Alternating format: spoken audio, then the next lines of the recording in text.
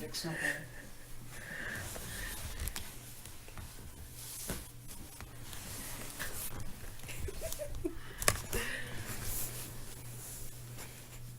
Okay, can you put it down so that it includes this?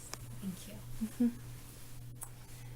According to the International Olympic Committee, downhill skiing is believed to have been used as a form of transportation as early as 7000 BC. In the late 19th century, skiing became a sport. It also became a part of the Winter Olympics in the year 1936.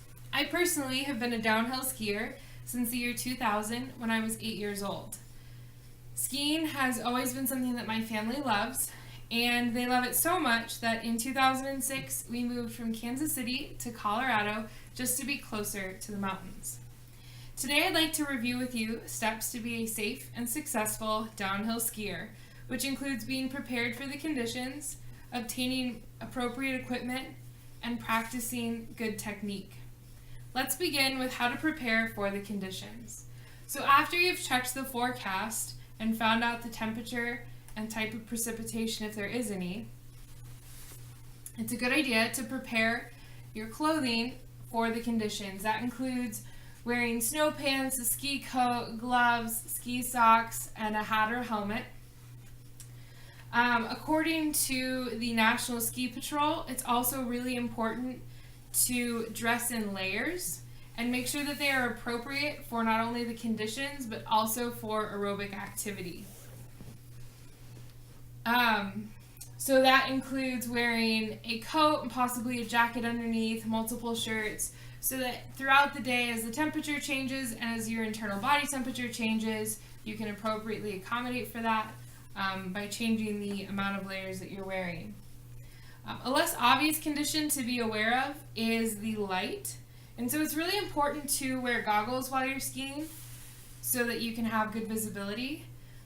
For low light conditions, it's a good idea to have yellow or rose tinted goggle lenses to help brighten the slopes. And in bright light, it's good to have dark smoke tinted lenses. Once you have prepared for the conditions, it's also important to have appropriate equipment.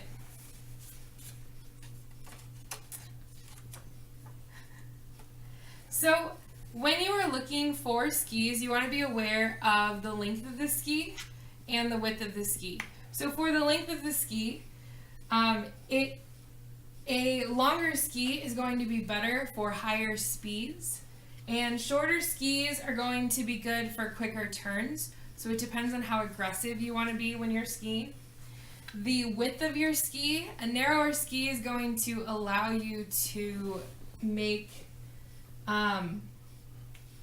it's going to allow you to carve your turns better on groomed terrain. And a wider ski is going to allow you to float on top of the snow, so it's really good for powdered conditions. Once you have a good ski, you want to move on to your boots, and it's really important that you have a snug fit for your boot.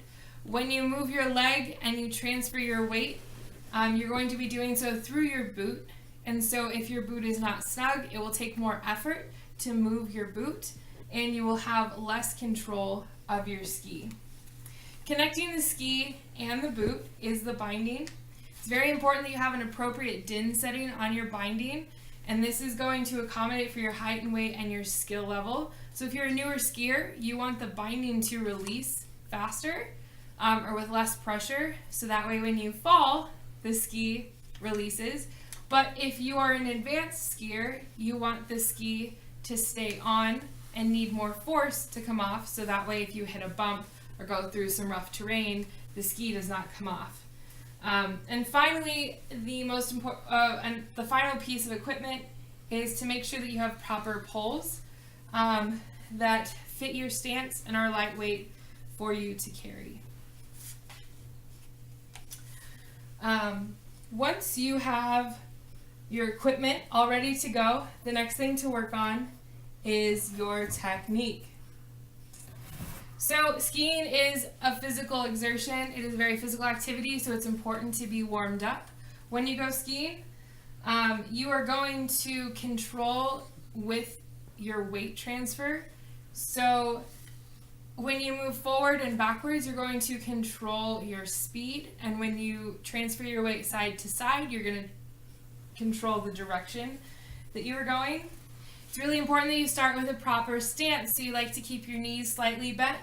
Your elbows are going to be bent at a roughly 70 to 80 degree angle, according to adrenalinejunkies.com. And it's important that you keep your arms stationary for balance. So when you move your poles, you're going to gently flick your wrist, but you're going to keep your arms stationary. You're going to,